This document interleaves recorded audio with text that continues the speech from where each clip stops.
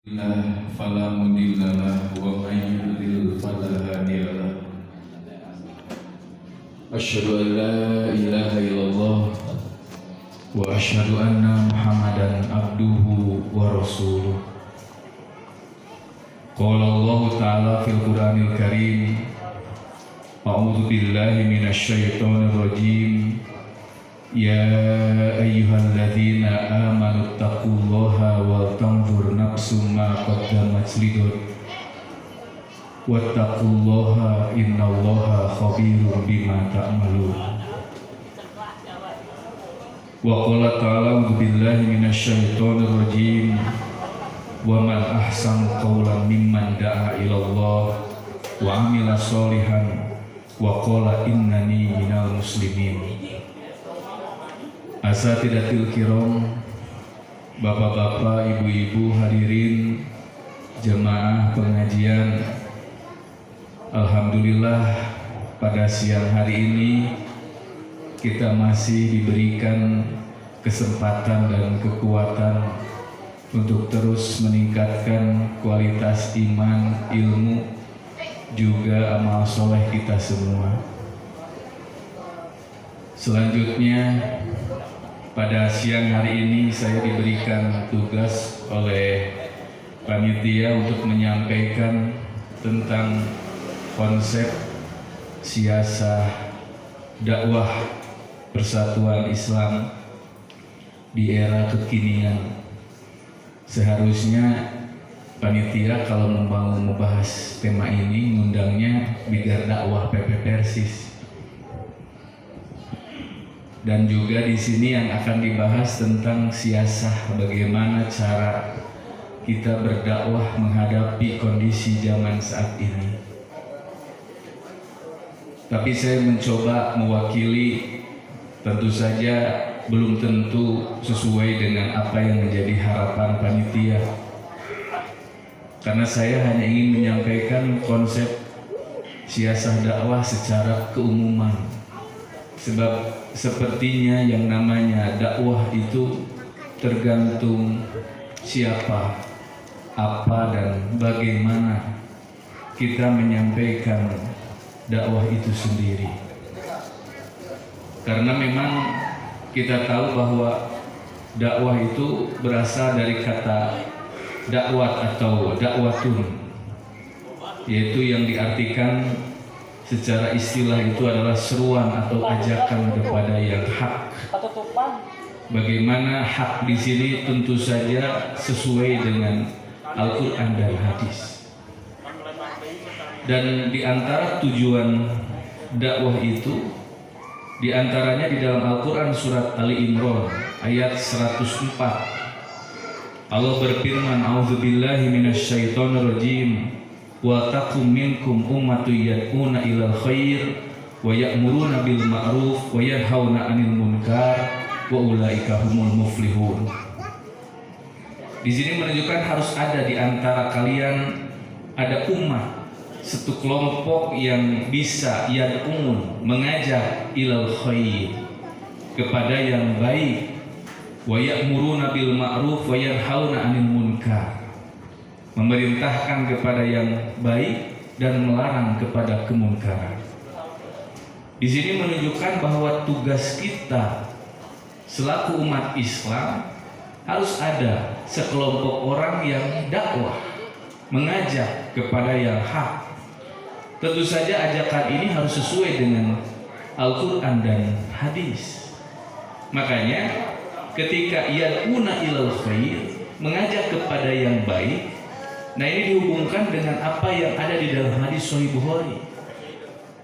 Sehingga ketika Rasulullah SAW menyebutkan may yuridillahu bihi khairan yufaqihu fiddin. Jadi barang siapa yang dikehendaki oleh Allah menjadi orang yang baik, nah gitu.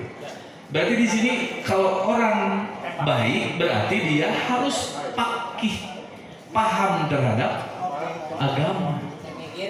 Sehingga dakwah kita itu adalah bagaimana supaya umat itu paham terhadap agama, terhadap Al-Quran dan hadis. Jadi yang namanya kebaikan itu, ya'una ilal khair, mengajak kepada kebaikan itu bukan berurusan dengan duniawi.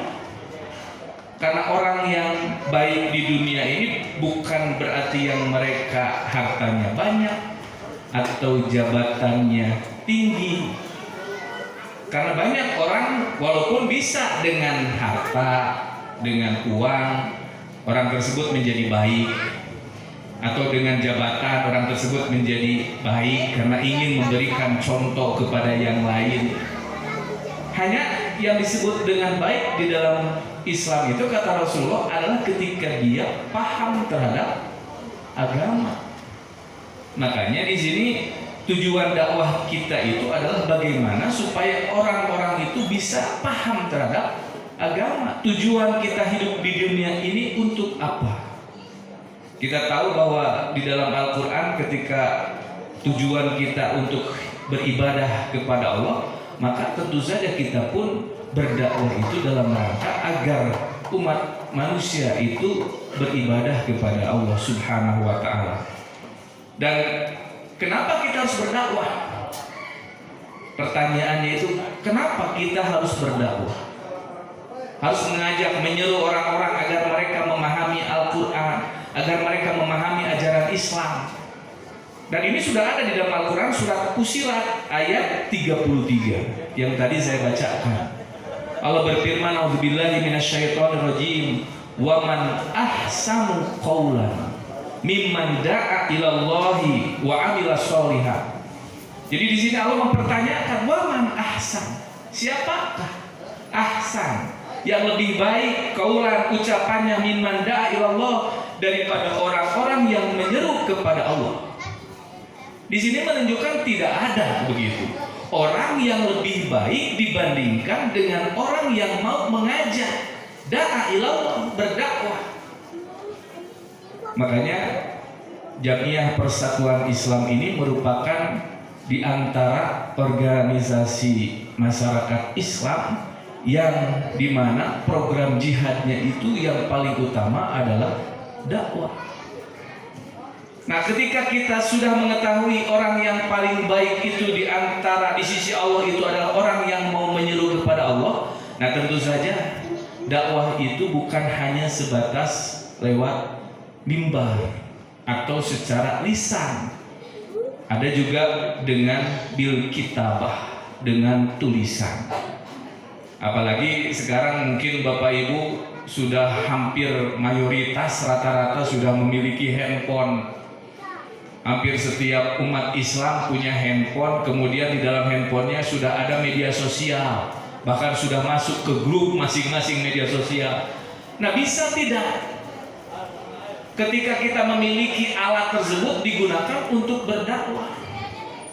Jangan sampai kemudian kita sudah terjerumus kepada urusan duniawi, kemudian urusan duniawi tersebut menyebabkan bukannya kita mengajak kepada yang baik, yang hak, tapi justru malah kita terbawa arus. Lewat dunia digital saat ini banyak orang-orang kemudian dari mulai anak kecil saja sudah tiktokan ya Pak Bu. Nah, ini juga menjadi PR bagi kita, sehingga anak-anak lebih mengenal para artis, kemudian juga para penyanyi, kemudian para YouTuber gitu ya, ketimbang ajaran-ajaran Islam. Makanya di sini Bapak Ibu, ketika kita membahas tentang bagaimana kita diperintahkan oleh Allah untuk menyeru kepada orang-orang untuk mengajak beribadah kepada Allah, ini adalah sesuatu perbuatan yang paling mulia.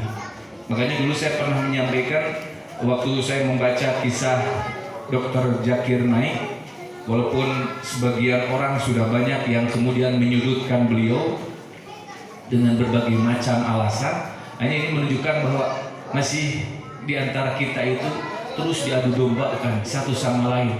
Pendapat ulama ini dengan ulama ini, ustadz iya jeung ustadz itu, kiai iya jeung kiai itu, terus beda pendapat diadu-adukan.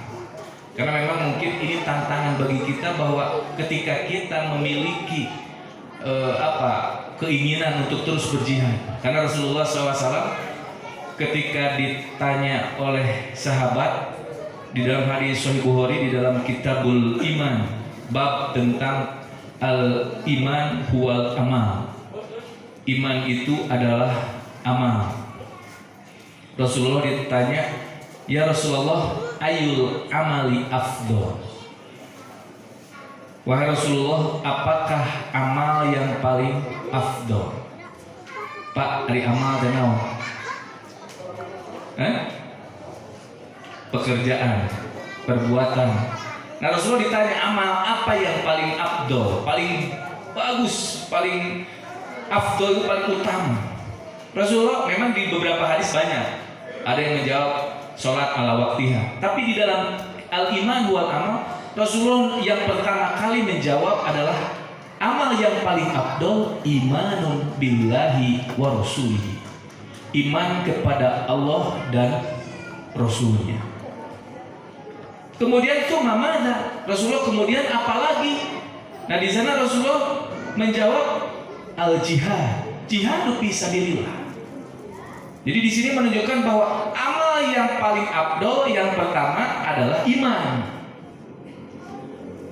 Padahal makanya Bapak Ibu, kenapa di dalam Al-Qur'an ketika ada alladzina amanu kadituna wa amilus sholihat. Karena kita tahu para ulama, makanya para ulama mendefinisikan iman itu kan at-tasdiqu bil qalbi, ya, membenarkan dengan hati, wa iqrar bil lisan, kemudian wal amalu bil arkan, jadi beramal. Jadi bukti dari keimanan itu adalah amal, action. Makanya kita juga Bapak Ibu bukan hanya pengajian terus Ustaz ngebahas sodako, muhun, ayam kenceleng, itu pernah ngasupan. Nah ini hanya, jadi tidak ada action, berarti dia mungkin imannya selemah-lemah gitu. Ayam kenceleng dari polotota, gitu. Justru adanya keimanan itu berbuah, buahnya itu dari amal, ya. Dari adanya keimanan maka menjadikan sebuah action, sebuah tindakan, sebuah amal. Ustaz akan membahas tentang saum sunat, saum wajib, maka action, lakukan. Ustaz membahas tentang sholat tahajud, keutamaannya bagaimana, maka action. Jangan sampai kemudian kita, karena action itu pembuktian dari keimanan. Jadi dakwah itu Bapak Ibu yang disebut dengan action itu seperti misalkan ayah wali kota atau menteri atau pejabat, anggota dewan, ketika dia punya keimanan maka actionnya apa? Oh, membuat Islamic Center. Nah, berarti dia membuktikan dari keimanan itu dengan amal. Anggota dewan nih, dia beriman. Bukti keimanannya apa? Oh, menyantuni, memprogramkan honor buat guru-guru ngaji, gitu. Menyisihkan, membuat program bagaimana. Jangan sampai begini Pak Bu, anggota dewan itu kalau penjahat, ada penjahat yang masuk penjara dikasih makan ke Pak Bu? Dikasih berapa kali? 3 kali. Pertanyaannya, itu duit untuk penjahat di mana? Siapa yang menentukan? Siapa yang memprogramkan itu? Anggota dewan. Jadi kita anggota dewan, ari keur penjahat meni disisihkeun, 3 kali dahar meni penjara teh. Ari guru ngaji teu pernah.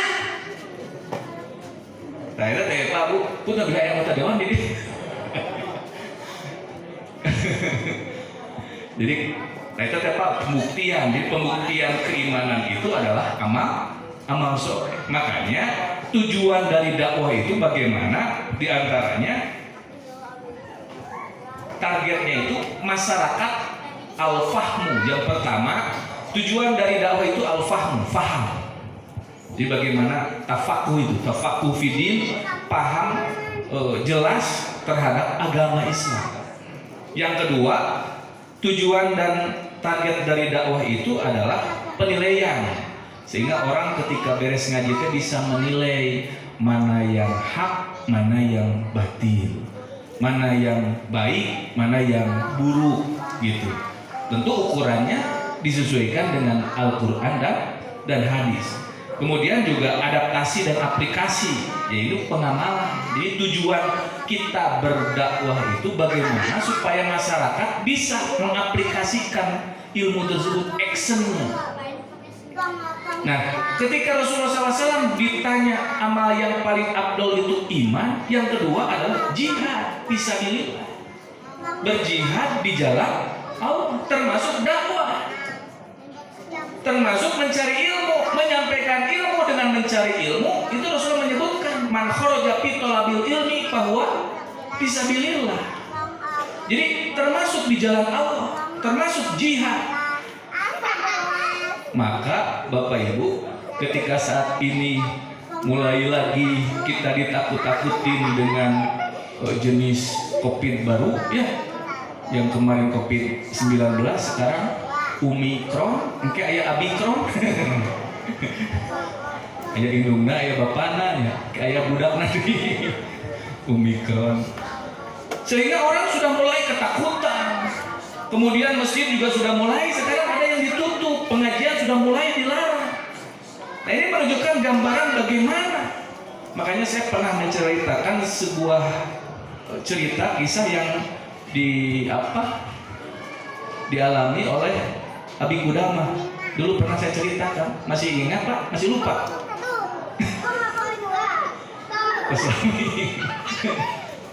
Abi Kudama seorang tabiin, dia tukang ahli perang, jadi panglima perang, sehingga dia kalau pulang ke rumahnya itu dia selalu memotivasi agar orang-orang mau berjihad.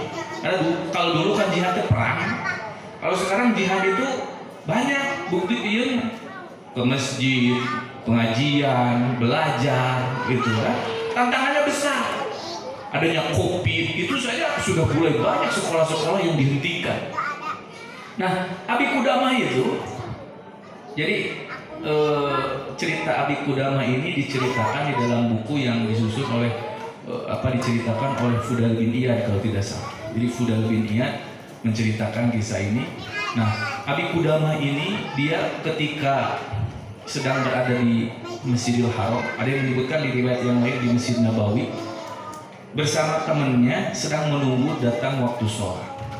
Jadi Abi Kudama itu ditanya, wahai Abi Kudama, cobalah ceritakan kisah engkau ketika sedang berperang. Ada nggak sesuatu yang bisa diambil hikmahnya? Bagaimana kisah engkau mengikuti peperangan sampai berkali-kali mengikuti perang? Jadi Abi Kudama itu setiap mau perang itu keliling kampung-kampung memotivasi tentang kelebihan keutamaan berjihad fisabilillah. Terus begitu. Nah, ini Abi Kudama ada katanya satu kisah yang ingin saya sampaikan kepada kalian dan ini luar biasa katanya hikmahnya. Apa katanya? Saya seperti biasa ketika mau perang itu keliling ke kampung-kampung untuk memotivasi umat agar mau berperang, berjihad. Satu kampung ke satu kampung lain, wah berjihad, semangat gitu. Jadi kalau ada hubungannya dengan jihad, saking inginnya Abi Kudama mati syahid. Rasulullah SAW di dalam hadis Sahih Bukhari, laulau an asuqu ala ummati maqa'adtu khalfas sariyah. Seandainya aku tidak memberatkan kepada umatku, maka aku tidak mau duduk di belakang sariyah. Sariyah itu pasukan, atau kalau sekarang pas pampres. Ya. Bapak Ibu pernah melihat catur? Itu kan yang melindungi, yang dikejar, yang mau dibunuh itu kan rajanya. Sekat mat, sekat setel, orang Sunda, sekat setel, sekat mat. Itu yang dikejar raja. Nah, Rasulullah juga ketika perang itu yang dikejar Nabi Muhammad. Nah, di sekeliling Nabi Muhammad itu ada sariyah, pasukan khusus yang melindungi Nabi Muhammad. Kalau waktu perang Uhud itu yang melindungi Rasulullah, sariyahnya itu diantaranya Abu Qatadah itu, sahabat Qatadah di depan, kemudian juga Abu Dujana, Simak bin Hurosah yang melindungi Rasul. Tapi ketika Rasulullah dipanah pun itu dilindungi oleh para sahabat sehingga panah pun tidak mengenai Rasulullah.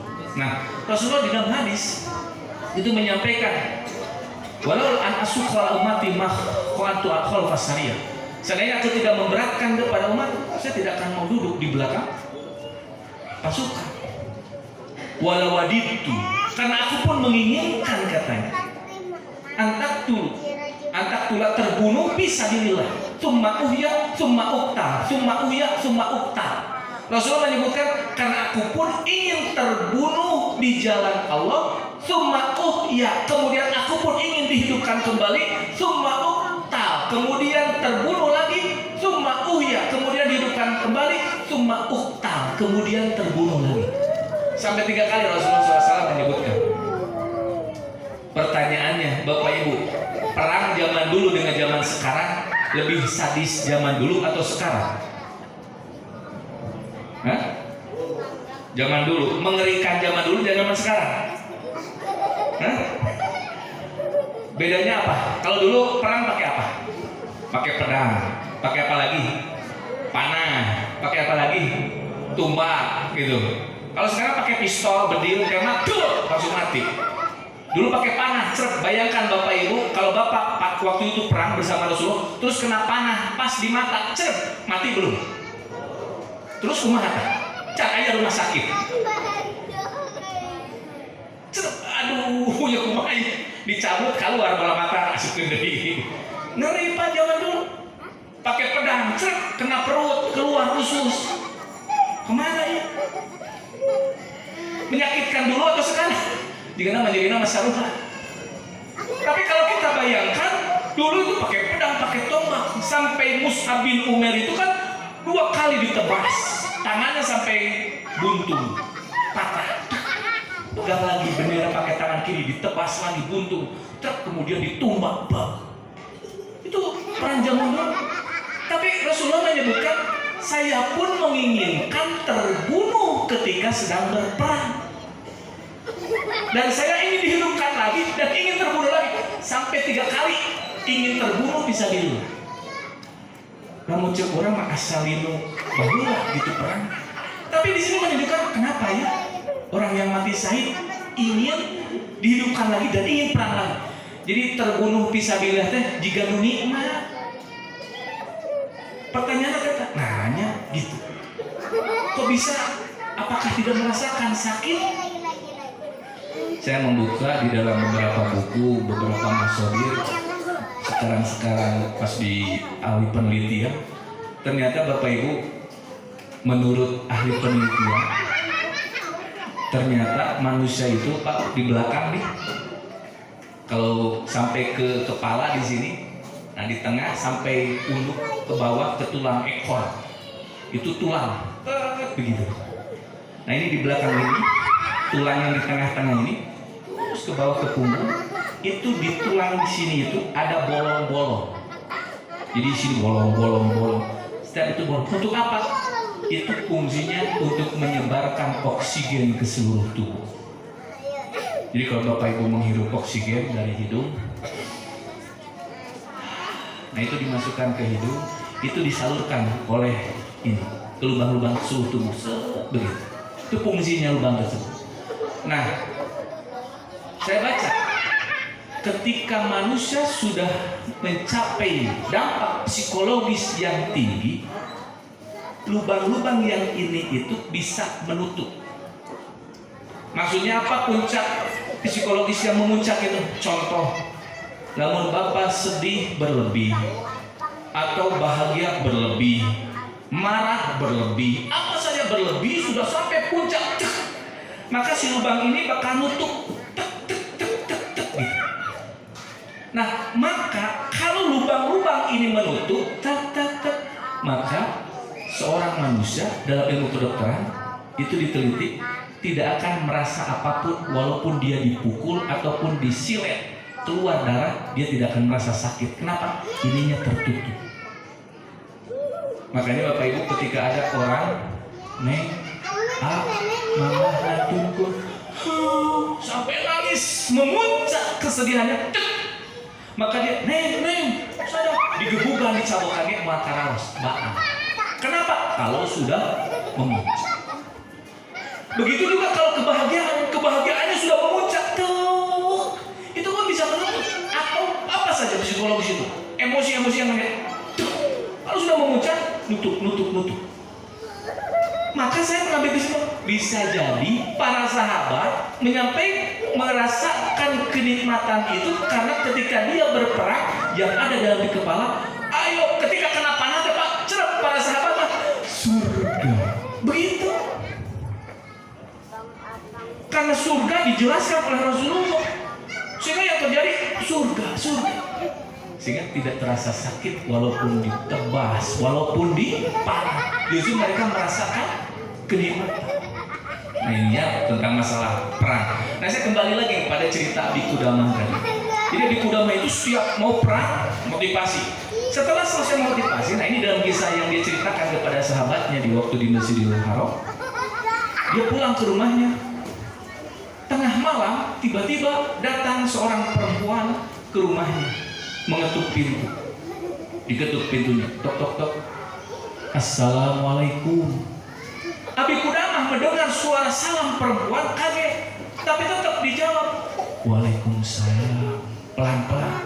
A'udzubillahi minasyaitonirrajim. Kenapa takut? Takut tengah malam datang perempuan. Beda dengan bapak-bapak zaman sekarang itu kesepian di iman. Assalamualaikum. Ya udah langsung dibuka. Wah. Abi Qudamah ketika datang perempuan, Assalamualaikum. Waalaikumsalam. A'udzubillahi minasyaitonirrajim. Setelah 3 kali salam tidak dijawab, tidak dijawab terus sama Abi Qudamah. Akhirnya perempuan tersebut, Abi Qudamah, bukankah engkau yang tadi siang memotivasi kami agar ikut berperang jihad fisabilillah?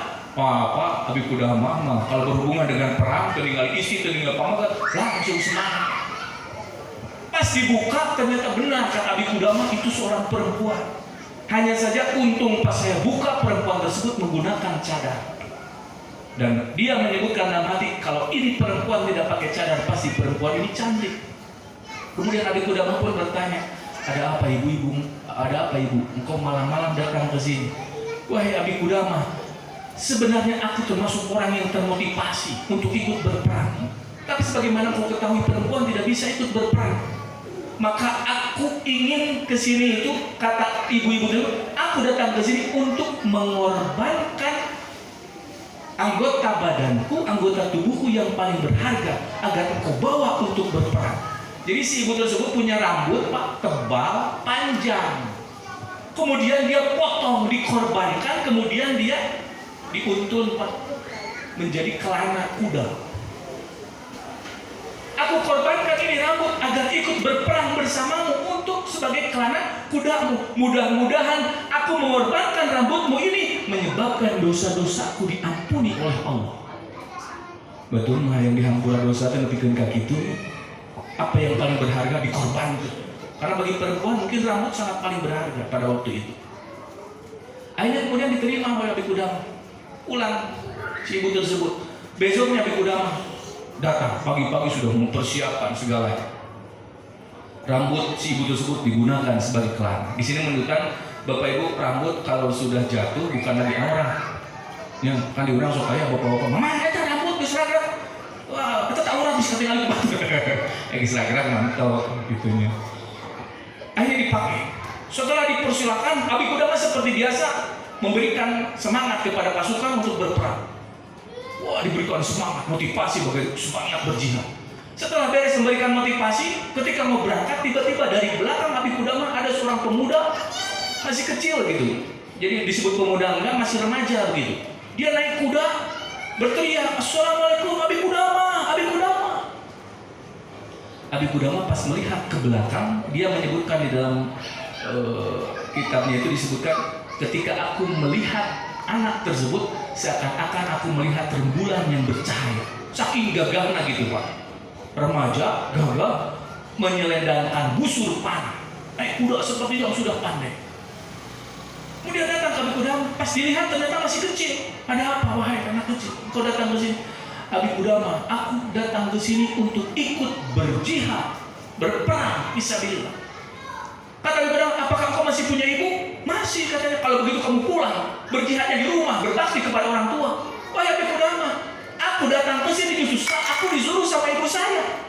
Bukankah ibuku tadi malam telah datang kepadamu dan memberikan itu rambutnya untuk dijadikan celana? Jadi si Abi Qudamah, oh iya udah si ibu tadi mana? Lalu kenapa? Ibuku sudah mengizinkan saya untuk berperang bersama Anda, dan ibuku berwasiat, amanat kepada saya agar ikut berperang bersamamu wahai Abi Qudamah. Dan kata ibuku, engkau jangan pulang kecuali dalam kondisi mati syahid. Kata Abi Qudamah, gitu. Jadi di sini menunjukkan bahwa pada waktu itu anak remaja itu pemuda semangat berjihadnya luar biasa. Akhirnya Abi Qudamah pun tidak bisa menolak, kemudian akhirnya diajak berperang. Singkat cerita Bapak Ibu, malam pertama, malam kedua, kata Abi Qudamah, si anak remaja tersebut yang lain ketika datang waktu malam, karena dulu kan berhari-hari Pak menuju ke medan perang itu, menginap, buat tenda, istirahat. Ini anak, kata Abi Qudamah, katanya disibukkan merapihkan kuda, kemudian memberikan makan pasukan, karena seperti itu setiap malam. Sampai suatu malam, besoknya mau perang, malam itu seperti biasa katanya, si anak tersebut menawarkan, biasa yang menyiapkan makanan, dia hanya masak agak jauh dari tenda katanya. Setelah begitu lama dia memasak, belum datang juga, pasukan sudah pada kelaparan. Wahai Abu Qudamah, mana makanannya? Kemana katanya si anak tadi? Dia biasanya cepat memberikan makanan, ini belum datang. Pas dicari oleh Abi Qudamah ke tenda-tenda, nggak ada anak tersebut. Ternyata ditemukan di satu tempat. Ternyata anak tersebut sudah ketiduran di pinggir masakannya. Jadi dia berikan tungku, hawu, menenang goler dirinya. Pas dilihat Abi Qudamah, wah kasihan, dia berhari-hari nggak istirahat tidur, makanya sekarang kecapean. Ya udah, aku lanjutkan. Abi Qudamah diteruskan. Terus akhirnya Abi Qudamah membagikan, tanpa disadari Abi Qudamah bolak-balik ngasih makanan. Si centongnya itu jatuh, tong, kena katel, kebangun si anak tersebut. Wah, Abi Qudamah maafkan saya ketiduran. Nggak apa-apa katanya, saya memakluminya. Hanya Bapak Ibu, si Abi Qudamah ketika dia bolak-balik membagikan makanan, dalam perjalanan bolak-balik memberikan makanan, si anak remaja tersebut ketika dalam tidur, Abi Qudamah melihat sedang tersenyum, senyum gitu. Begitu indahnya, kata Abi Qudamah, kenapa anak tersebut tersenyum luar biasa katanya. Saya belum pernah katanya mengalami seperti ini. Nah, kemudian akhirnya ketika centongnya jatuh, terbangun. Abi Qudamah, biar aku yang melakukannya. Kata Abi Qudamah, biar aku, kamu istirahat saja. Enggak, aku saja. Kata Bu, jadi baheula mah bakat tingku keimanan kuat. Eta teh karena kehadiran ku abdi. Kemudian ngompreng ibu-ibu, Abi bagianan. Ayo urang malah mung pek didinya. Bung di urang. Upah haji we gitu sama gitu. Iya Pak, Abi saya biasa saya. Akhirnya kata Abi Qudamah, baiklah, aku akan serahkan ini kepadamu. Tapi satu syaratnya apa? Ceritakan kepadaku. Saya tadi selama masak bolak-balik mengirimkan makanan, saya melihat kamu sedang tertidur tersenyum. Apa yang telah terjadi? Baiklah kalau itu syaratnya. Saking inginnya melayani pasukan itu, remaja menceritakan, Abi Qudamah, tadi saya tertidur pulas. Tiba-tiba saya bermimpi. Dalam mimpi tersebut aku bertemu seorang bidadari perempuan cantik yang belum pernah aku lihat sebelumnya. Cantiknya luar biasa sampai aku tidak kuat ingin menjamahinya, ingin menggaulinya. Sehingga ketika itu aku pun mendekatinya. Ketika aku berusaha untuk menggaulinya, kebayang Pak, remaja, can dewasa, tapi kabita ku awewe. Di sini menunjukkan beda perempuannya. Ketika aku mau menjamahinya, tiba-tiba perempuan tersebut berkata, wahai anak, suamiku. Dia di dalam bahasanya, wahai suamiku, padahal masih remaja. Belum saatnya engkau untuk menjamahiku. Lalu aku bertanya, kapan aku bisa menjamahimu? Mungkin besok. Akhirnya aku pun tersenyum. Nah itulah yang menyebabkan si remaja tersebut dalam mimpinya tersenyum, asik isukan, aku mau menjamahi perempuan. Kemudian mendengar suara tang gitu, aku bangun. Begitu. Akhirnya setelah itu kemudian diberikanlah, ya. Tapi tadi itu bersama mimpi apa? Ya apa tunggu lanjut. Akhirnya Pak, kemudian si anak tersebut tibalah saatnya. Besoknya kemudian Abi Qudamah siap sudah berhadapan dengan musuh berperang. Ketika di dalam peperangan, Abi Qudamah menyebutkan, saya menyimpan si anak tersebut di belakang karena dia belum punya pengalaman. Pas bertempur dimulai, mulai perang. Kata Abi Qudamah, tiba-tiba setelah saya perang berkecamuk, tiba-tiba yang ada di pikiran adalah anak itu. Kemana sih anak itu? Belum khawatir, dia belum punya pengalaman. Dia lihat ke belakang nggak ada. Pas dilihat ke depan, ternyata sudah paling depan. Dia naik kuda, kemudian dia memanah. Aku pun kejar anak tersebut. Wah anak, kau jangan terlalu depan. Gue punya pengalaman ke belakang. Akhirnya dia membacakan Al-Quran. Kenapa engkau menyuruh aku ke belakang? Bukankah Allah di dalam Al-Quran sudah menyampaikan, apabila kamu sudah berhadapan dengan orang-orang kafir, maka jangan engkau mundur. Hadapilah orang kafir itu. Kenapa engkau bilang mundur? Wah, kata Abi Qudamah, ini anak katanya disuruh mundur malah membacakan Al-Quran. Akhirnya dibiarkan sampai selesai, akhirnya mendapatkan kemenangan perang tersebut. Yang ada dalam pikiran Abi Qudamah setelah perang, dicari remaja tersebut, anak tersebut di mana gitu. Ternyata si anak tersebut lagi sakarat. Dia memanggil Abi Qudamah, Abi Qudamah. Suaranya nggak kedengaran karena sudah capek, sudah penuh dengan luka. Abi Qudamah. Ada pasukan yang lewat mendengar Abi Qudamah. Akhirnya pasukan tersebut memanggil Abi Qudamah. Abi Qudamah, Abi Qudamah, ini ada yang memanggilmu. Abi Qudamah langsung datang ke sana. Pas dilihat anak tersebut sudah berlumuran darah, penuh dengan luka. Akhirnya dia gendong si anak tersebut. Kemudian Abi Qudamah bertanya, ada apa? Masih ingatkah dengan cerita tadi malam? Iya, kenapa? Tentang gadis yang aku mau jamah itu? Iya, kenapa memang? Sekarang dia berada di sisiku. Dia sedang menungguku, aku keluar dari tubuhku. Allahu Akbar. Kemudian dia meninggal, mati syahid. Abi Qudamah waktu itu kemudian membukakan bajunya sebagai bukti nanti ke ibunya. Kalau ditanyakan bahwa mana anaknya, dia sudah meninggal, ini buktinya, bajunya sudah penuh dengan darah. Hanya dikuburkan. Pulang ke kampung halaman. Dalam pikiran Abi Qudamah, di mana imahnya? Nah gitu, dicari kampung tersebut. Tiba-tiba ada anak kecil. Setiap ada pasukan dia nanya, mana kakakku? Nggak tahu ada pasukan.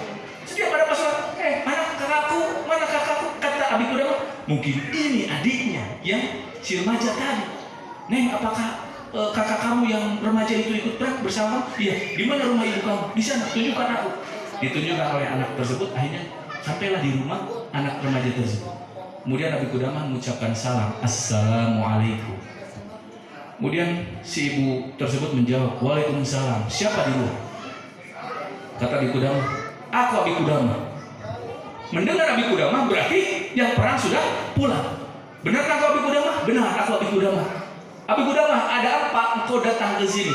Apakah engkau datang ke sini mau berbelasungkawa atau membawa kabar gembira? Jadi Abi Qudamah tadi tarik nawan, mau berbelasungkawa atau membawa kabar gembira. Kata Abi Qudamah, maksudnya apa? Berbelasungkawa atau membawa kabar gembira? Jika engkau datang ke sini bersama anakku dalam kondisi masih hidup, berarti engkau datang ke sini mau berbelasungkawa kepadaku. Tapi jika engkau datang ke sini mau memberitahu bahwa anakku sudah mati syahid, berarti engkau datang ke sini membawa kabar gembira. Coba budak mawat kabar gembira. Abi Qudamah pun bingung, akhirnya menjawab, aku ke sini mau membawa kabar gembira. Mereka paksa mereka. Kebayang tadi dia ustad, dosen, guru, budak keur diajar maot datang ka indungna ka bapana, Bu, abdi ka dieu bade nyada kabar gembira, tuang putra maot, murun ngamuk mah. Ya, Abi Qudamah, aku datang ke sini untuk membawa kabar gembira. Akhirnya baru dibuka oleh si ibu tersebut pintunya. Benarkah engkau datang ke sini membawa kabar gembira? Benar, anakmu sudah mati syahid. Jika benar anakku sudah mati syahid, mana buktinya? Akhirnya dikeluarkan bajunya dari tasnya Abi Qudamah. Pas dilihat isinya, ternyata benar itu adalah baju anaknya. Si ibu tersebut langsung bersujud syukur. Abi Qudamah semakin kaget. Ya budak mawat kalau sujud syukur. Wahai ibu, kenapa aku melakukan ini? Wahai Abi Qudamah, bukankah engkau tahu bahwa anak itu adalah titipan dari Allah yang harus aku antarkan sampai ke surga? Sekarang aku sudah melaksanakan tugas itu sebagai orang tua. Aku sudah mengantarkan anakku sampai ke surga. Tuh Pak, betul mah kolotnya juga gitu. Urang mah aya covid bisa melakukan budak cicing bisa covid sieun. Bisi gering, bisi maut. Dulu orang tua seperti itu luar biasa. Ini menunjukkan bahwa jihad fisabilillah itu merupakan luar biasa. Makanya Bapak Ibu ketika sekarang ada pengajian, sebenarnya Kita saat ini sebenarnya dengan sistem yang ada di Indonesia, dengan adanya COVID kita ditakut-takutin sehingga banyak orang yang kemudian tidak mau lagi pengajian, tidak mau lagi sholat berjamaah gara-gara takut kena penyakit. Sampai ke masjid wae Pak jauh-jauh Pak, ada beres pengajian salaman alur bebarengan ngayung. Kumaha itu? Jadi kadang-kadang kita sudah hilang akal sehatnya gara-gara COVID gitu. Bukan kita tidak boleh harus waspada terhadap penyakit, tapi jangan sampai kemudian ajaran Islam yang sebenarnya kemudian kita menjadi takut karena hal-hal yang berurusan dengan urusan duniawi.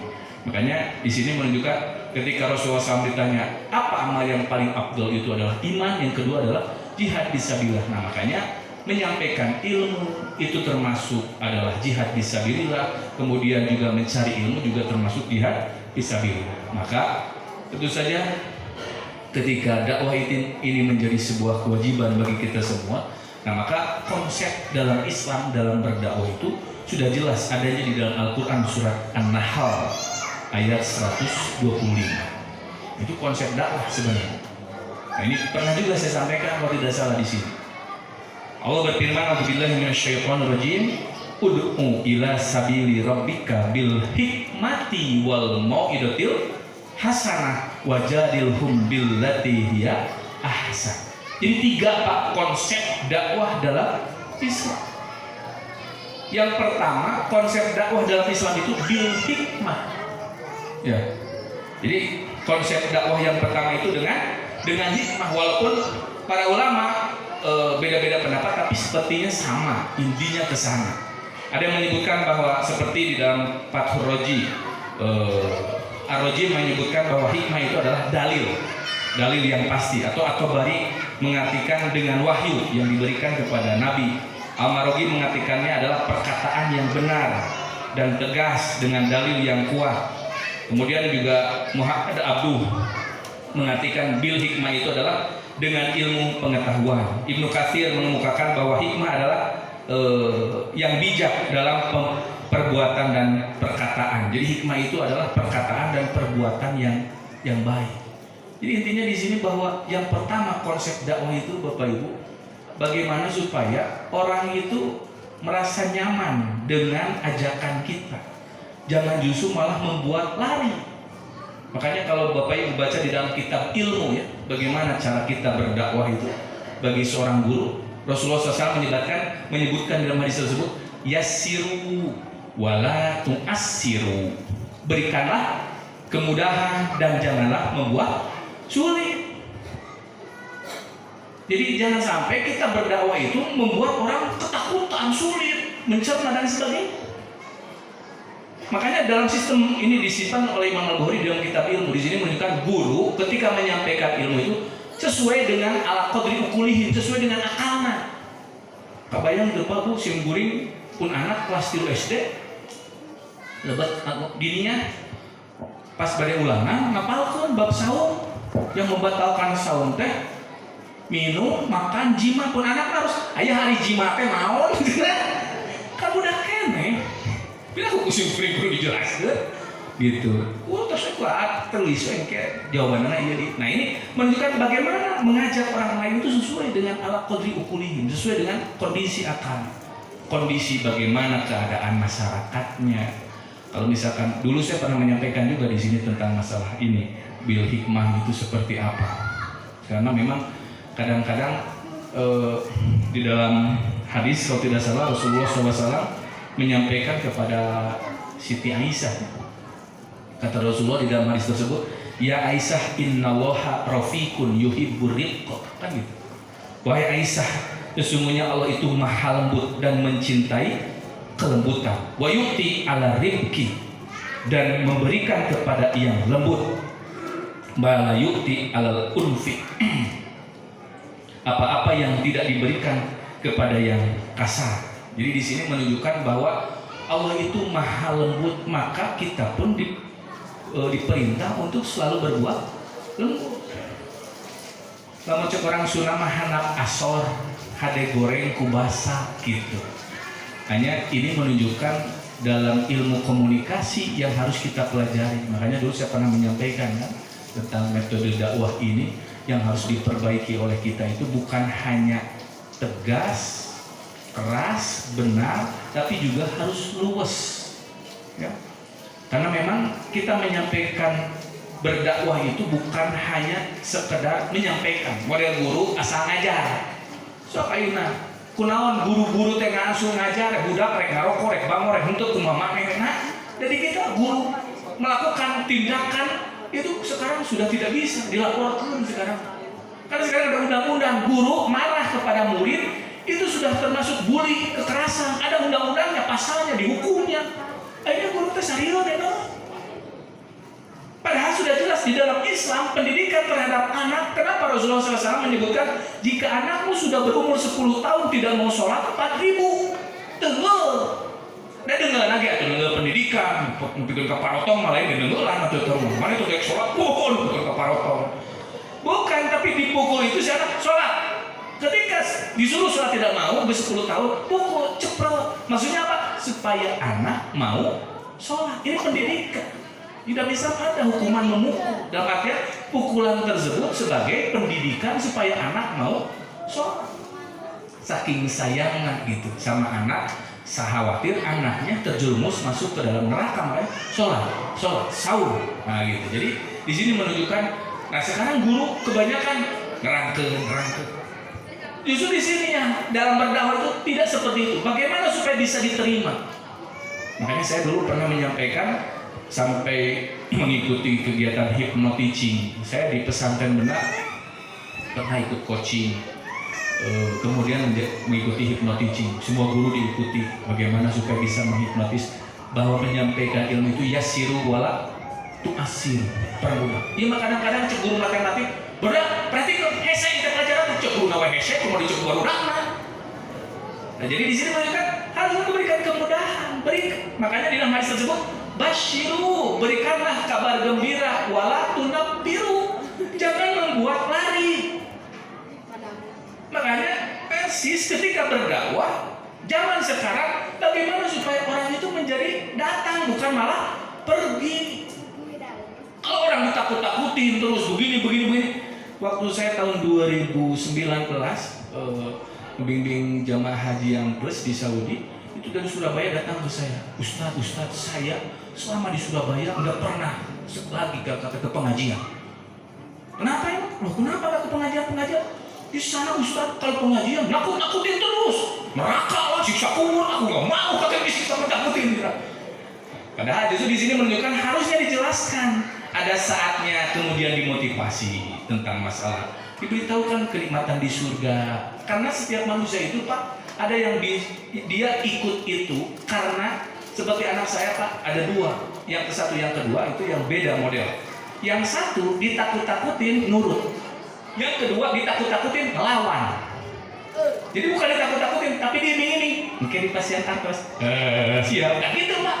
Jadi jemaah juga ada yang ditakuti dengan neraka, semangat ibadah. Ada yang dimotivasi dengan surga, yang positif, semangat ibadah. Begitu. Jadi di sini menunjukkan bahwa tawazun harus seimbang, menyampaikan bagaimana supaya umat itu kemudian paham, bukan malah menjadi lari. Sehingga dulu saya pernah menyampaikan ketika belajar hypnoteaching, NLP, Ustadz Ucu juga dia sampai ke sana kemarin karena sudah belajar NLP, Neuro Language Programming, bagaimana kita memprogram sel neuron kita. Karena memang dalam ilmu hipnotis itu Pak, sesama manusia kita ini sebenarnya bisa nyambung hubungannya antara pikiran kita dengan pikiran orang lain. Buktinya ketika kita nonton Persib Pak, nonton padahal lebih lumayan tapi syukur kadang-kadang menunjukkan kita itu sudah terbawa, itu terhipnotis. Jadi terhipnotis itu macam-macam. Nonton MotoGP, Valentino Rossi, Medem, kiu itu teh nonton tetap. Itu teh menunjukkan kita sudah nyambung dengan dia, gitu. Ya. Jadi di sini menunjukkan bahwa ternyata itu bisa dipelajari oleh kita, bagaimana supaya orang itu ikut seperti kita. Jadi dalam Valentino Rossi, nikung bisa nyebabkan penonton milu Medem. Berarti dakwah juga begitu. Bagaimana supaya apa yang kita sampaikan itu diterima kemudian diikuti. Makanya dulu kan pernah saya menyampaikan ujiannya itu waktu NLP itu di sebuah mall di Tasik. Saya disuruh berkumpul sama bapak-bapak. Bapak-bapak sih, ada tugas sekarang ujiannya terakhir nih. Selesaikan. Tugasnya 3. Cari bapak-bapak ini sekarang ibu-ibu yang tidak dikenal di mall tersebut atau perempuan yang sudah dewasa. Cari soalnya 3. Tanya nomor BH nya. 2. Tanya nomor HP-nya. 3. Tanya nick-nya. Masuk ke mall. Kalau kita belum belajar NLP komunikasi, Pak, suka mall, ibu-ibu, Bu, nomor BH sabaraha, mulai digablok mah. Syota coba. Nah di kita dakwah banyak yang seperti itu. Jangan atuh, ke masjid atuh, sholat atuh, sodako atuh. Kata juga, Bu, BH sabaraha. Kata siapa dikit? Ayah awewe gadis dewasa, neng nomor HP sabaraha. Nah itu tenaga hitungnya kan nggak akan dikasih. Nah di sini makanya perlu ilmu. Tuh, oh pokoknya saya tugasnya 3. Maka saya naik ke lantai 1. Di sana ada toko baju perempuan. Nah di sana pas bagian dalaman saya masuk ke sana. Kan penjaga dalaman perempuan apa sih wanita? Silakan Pak, mau beli buat isinya ya? Iya. Nah ngobrol. Didinya apa simkuring apa ya behan mahal. Seberayu semua wah beli Pak Rawis ratusan ribu behan. Neng kenapa ini ngobrol Pak? Dengan komunikasi. Kenapa ini mahal? Kenapa ini dari mana? Ini Pak ya kalau ini yang impor Pak ini gini oh gitu. Setelah ngobrol dia terbawa terhipnotis. Oh gitu ya Neng. Sepnya Neng. Gini orang itu pemilik terang. Akhirnya setelah itu, aduh Neng, Bapak lupa, kenapa gitu Pak? Bapak tidak nanya nomor BH isi saya seberapa, tapi jika nama sami jeung Neng, nomor abi mah 2 genep Pak. Jadi saya tidak nanya, saya lupa lagi, tapi jika nama sami jeung Neng, abi mah 2 genep, bakat itu yang dibeli ya teh. Jadi dia menyebutkan, padahal saya tidak bertanya. Nah komunikasi di kita, dakwah kita perlu seperti itu. Jadi ada saat, ada umat yang harus dijelaskan seperti itu. Seperti yang pernah saya lakukan, saya praktekkan di satu tempat dulu. Di sana pengrajin tas Pak. Saya datang ke sana, ngobrol dari mana saya tuh gitu. Setelah ngobrol ke sana kemarin, dia tuh akhirnya saya bilang, Asyaf benih pinter Asyaf di mana? Kapungkur kuliahnya, abdi di Mesir. Oh Mesir? Dia langsung simpan pekerjaannya. Kurma putas, kurma itu.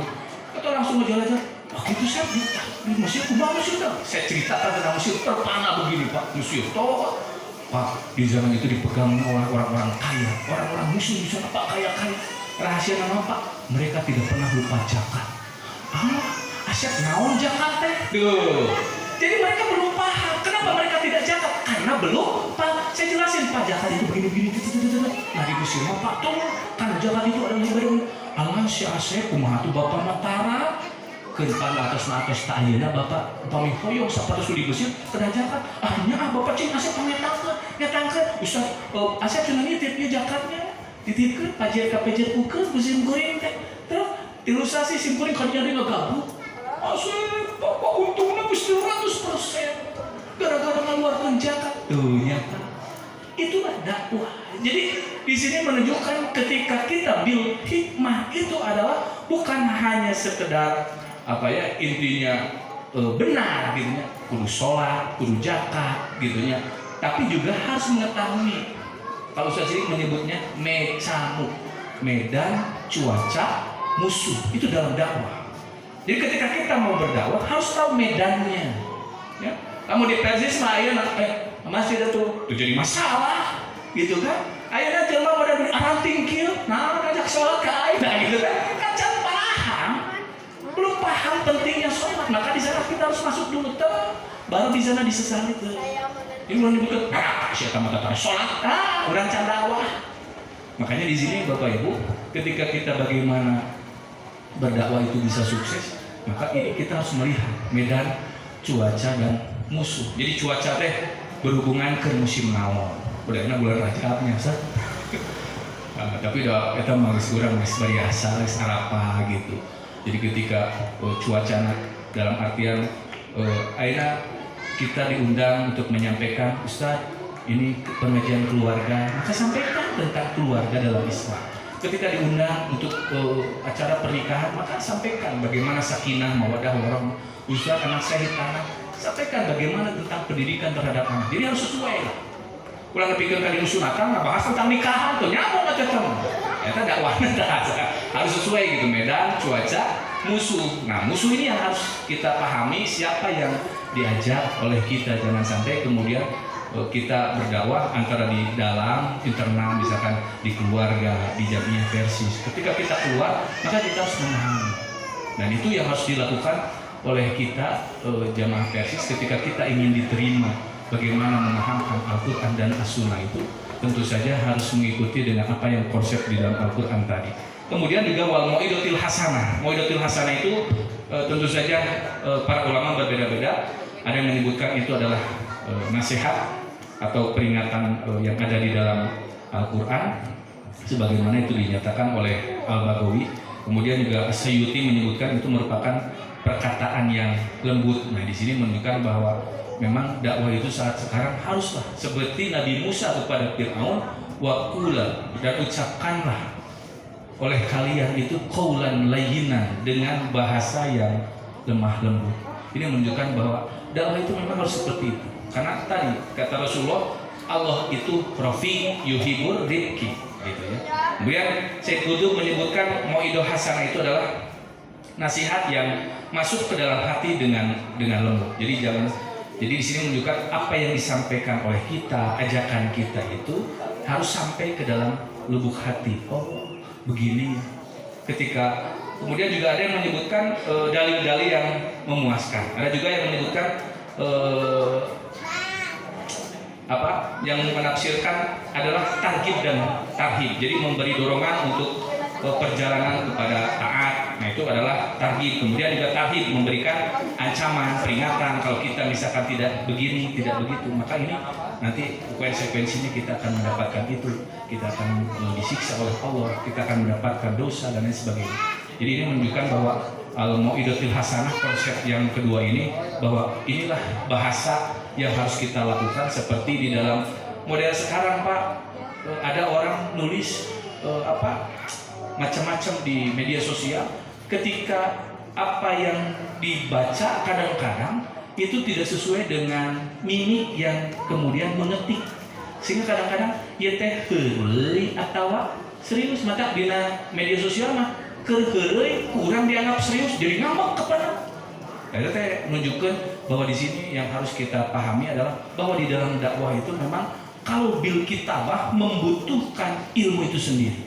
Makanya ketika kita menulis di dalam tulisan, bagaimana seperti di dalam hadis Sahih Bukhari kan Rasulullah SAW juga memberikan contoh. Imam Al-Bukhari itu Rasulullah menyampaikan dakwah itu dengan surah aslim taslam. Nah ini kan menunjukkan ada pada zaman Rasulullah juga dakwah itu dengan tulisan. Bahkan dengan tulisan itu justru akan lebih baik karena orang yang akan membacanya gitu kan. Kemudian juga yang mengetahui apa yang disampaikan, seperti hadis Sahih Bukhari itu sampai sekarang masih bisa dibaca oleh kita. Kitab Al-Um yang disusun oleh Imam As-Syafi'i sampai sekarang masih bisa dibuka. Makanya dakwah bil kitabah itu sebenarnya lebih luas dan lebih baik begitu. Kemudian konsep yang ketiga adalah al-mujadalah bil ahsan. Jadi menurut para ulama al-mujadalah al-ahsan ini merupakan upaya dakwah melalui bantahan atau diskusi atau berdebat dengan cara yang baik, sopan, dan juga saling menghargai, tidak arogan. Nah, para ulama menyebutkan ini berarti di dalam Islam ada jidal. Nah, para ulama menyebutkan, Allah menyebutkan jidal itu bagi mereka yang orangnya keras. Jadi makanya sebenarnya debat itu di dalam hadis la tumari akhoka itu menunjukkan tidak boleh berbantah-bantahan. Jadi jidal itu hanya diperuntukkan kepada mereka yang orangnya keras. Karena setiap manusia itu kan beda-beda. Ada yang dengan orang ngawas, ayo gitu. Orang ngawas yuk, orang ngawas teh, gitu ya. Ayo orang ngawas yuk, mau, gitu Pak. Itu makanya ketika bermacam-macam musuh yang kita hadapi atau dalam artian mat'ub yang kita hadapi, maka tentu saja kita harus belajar bagaimana mempelajari cara agar kemudian metode ini bisa diterima oleh masyarakat atau oleh umat, sehingga apa yang kita sampaikan bisa diserap, bisa dipahami, sehingga kemudian umat pun bisa mengamalkan apa yang kita sampaikan. Mudah-mudahan Ustaz, apa yang saya sampaikan ada hikmah dan manfaatnya, dan juga menjadikan sedikit murojaah, mengingatkan kembali tentang masalah konsep dakwah ini, sehingga kita pun bisa terus memperbaiki dan bersama-sama untuk terus tidak pernah bosan mengajak orang-orang agar mau beribadah, semangat beribadah kepada Allah, walaupun kondisi saat sekarang dalam kondisi COVID, PPKM dan sebagainya, jangan sampai kemudian kualitas dan kuantitas ibadah kita kepada Allah menjadi kendor. Qul qouli hadza wastaghfirullah li wa lakum wa lakum minkum. Assalamualaikum warahmatullahi wabarakatuh. Jazakumullah khairan kepada Ustaz yang telah mengumpulkan materinya. Mungkin untuk selanjutnya Ustaz ada tanya jawab. Sebelum di pertanyaan dari orang, mungkin dari bapak-bapak ada yang mau bertanya? Angka kalau bisa. Enggak Pak? Kamu di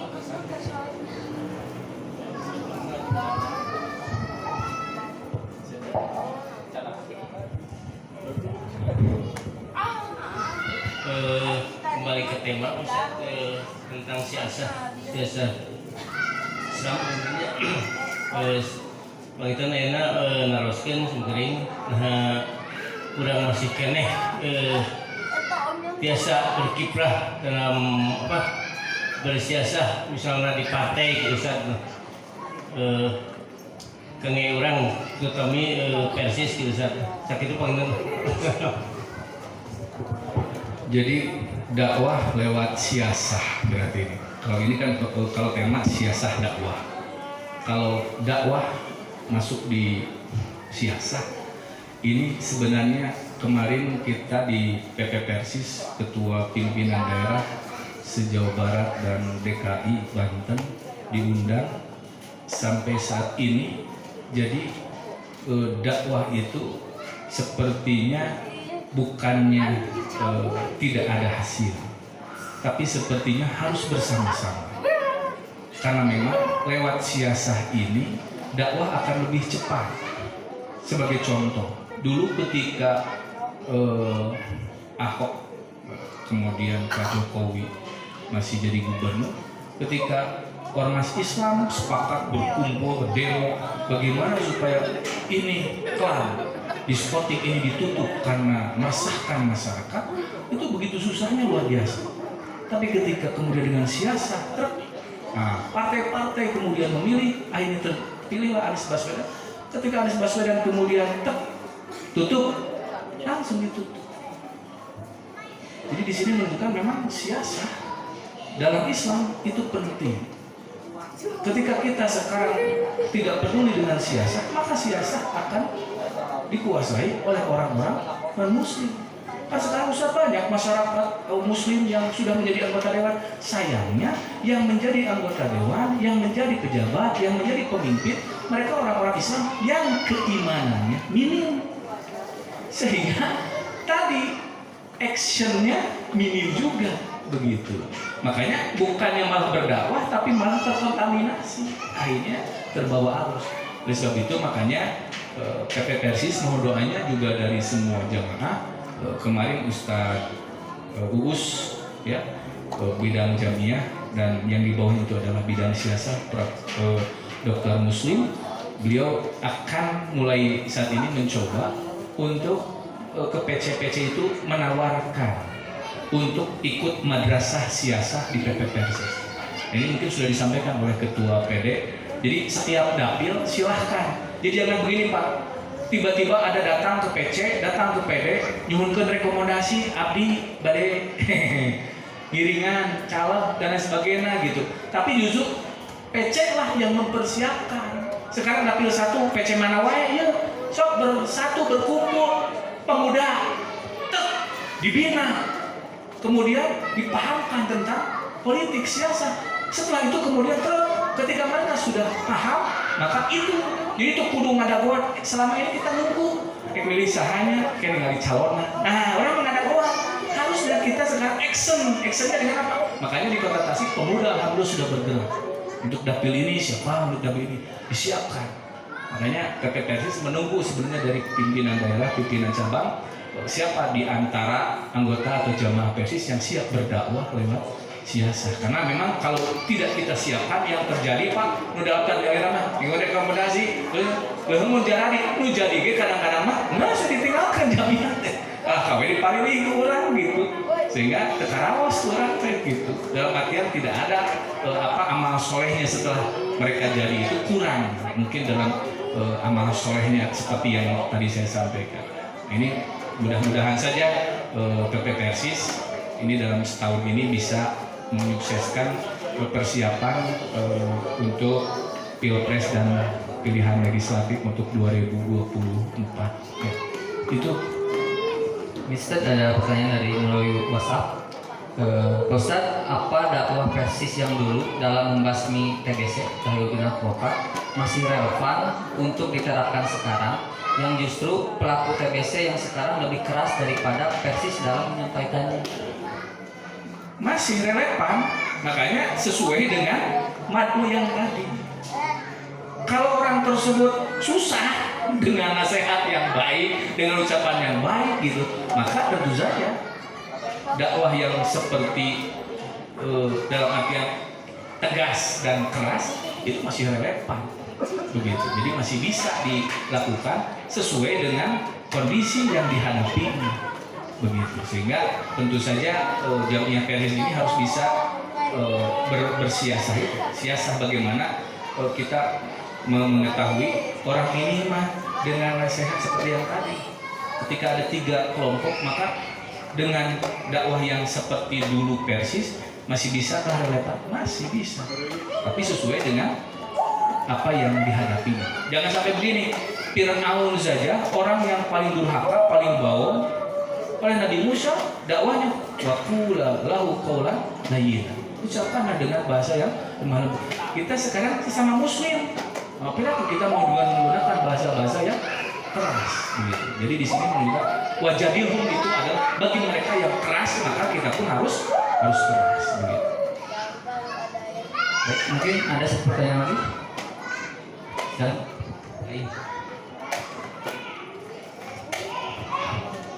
Bisa kepain Pak?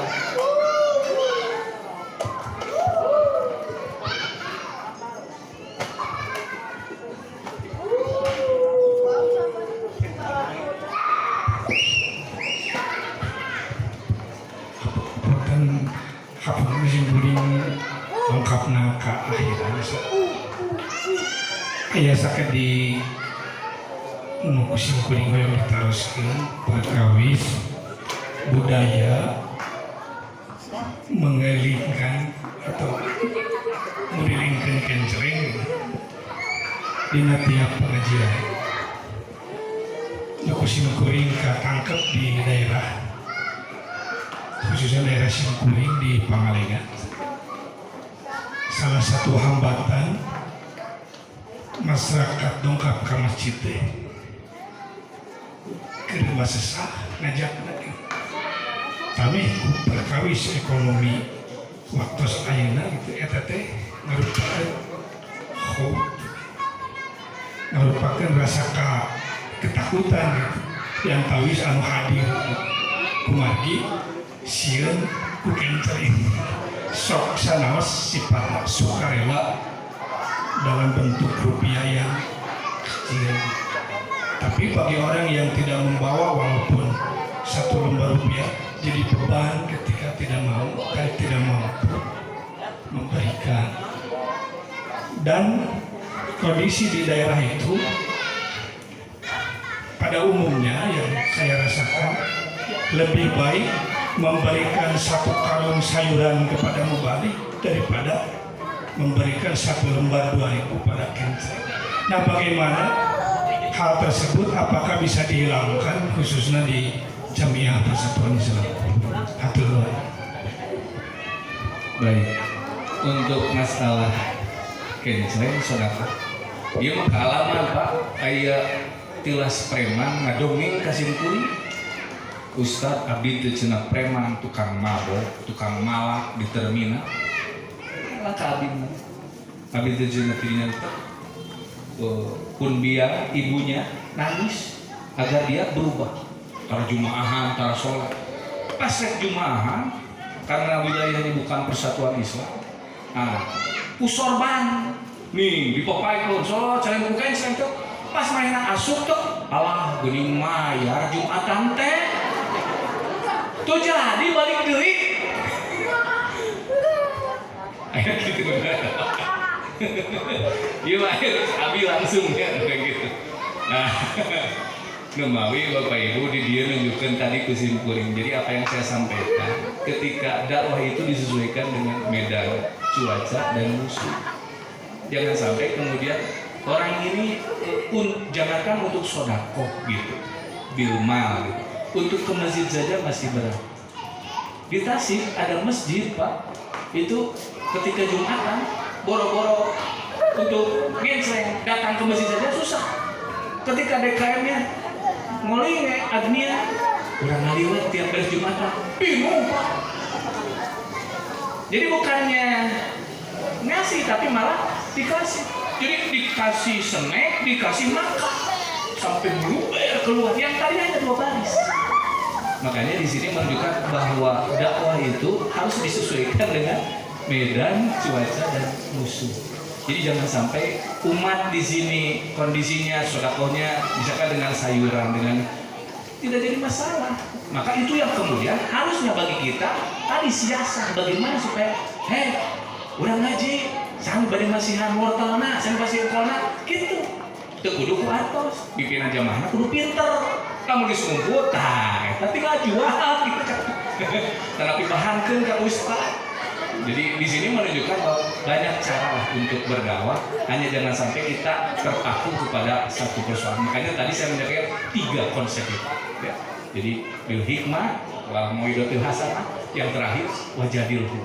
Jadi di sini menunjukkan silahkan pilih disesuaikan dengan kondisi umat masyarakat yang dihadapinya. Gitu Pak Ustaz. Mudah-mudahan terpuas.